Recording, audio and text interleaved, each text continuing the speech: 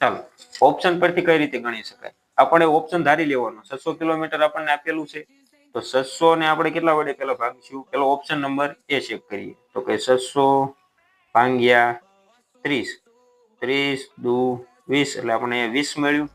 તો 20 સમય મળ્યો, તો 20 આની ઝડપ હોય તો એના કરતા કેટલી ઓછી છે?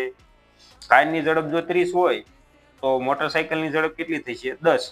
તો 600 ભાગ્યા 10, તો અહીંયા કેટલા મળ્યા? 60.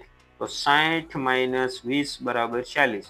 તો અહીંયા સમયનો તફાવત આપણને કેટલો મળવો જોઈએ? 15. તો અહીંયા આપણને કેટલો મળ્યો? 40. તો આપણો ઓપ્શન એ આવશે નહીં. ઓપ્શન નંબર બી ચેક કરીએ. 600 ભાગ્યા 20, 20 તેરી 60. અહીંયા કેટલા મળ્યા? 30. હવે આપણે 20 ધાર્યા છે, તો એમાંથી આપણે કેટલી ઓછી છે? એની ઝડપ 20. તો એની ઝડપ 0 થઈ જાય. તો આ ઓપ્શન તો ક્યારેય આવશે નહીં. આ ઓપ્શન નંબર સી જોઈએ.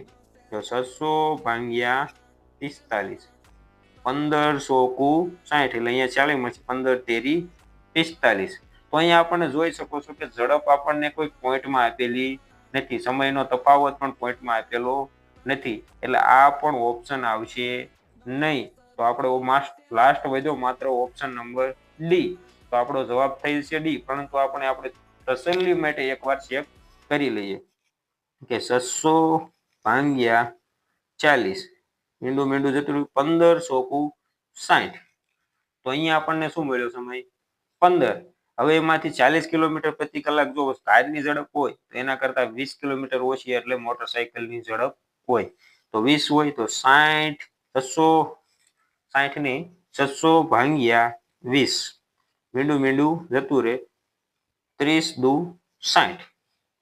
તો અહીંયા આપણને 30 મળ્યું. તો કે 30 માઇનસ 15 બરાબર 15. સમયનો તફાવત અહીંયા આપણને કેટલો મળી ગયો? 15. તો આપણો રાઈટ આન્સર શું થયો? Option number D. ઓપ્શન પરથી ખૂબ સરળતાથી ગણી શકાય. આ તો સમજાવવા માટે આટલી વાર લાગે, પરંતુ જો તમારે દાખલો ગણવો હોય તો ખૂબ સરળતાથી અને ઝડપથી ગણી શકાય છે.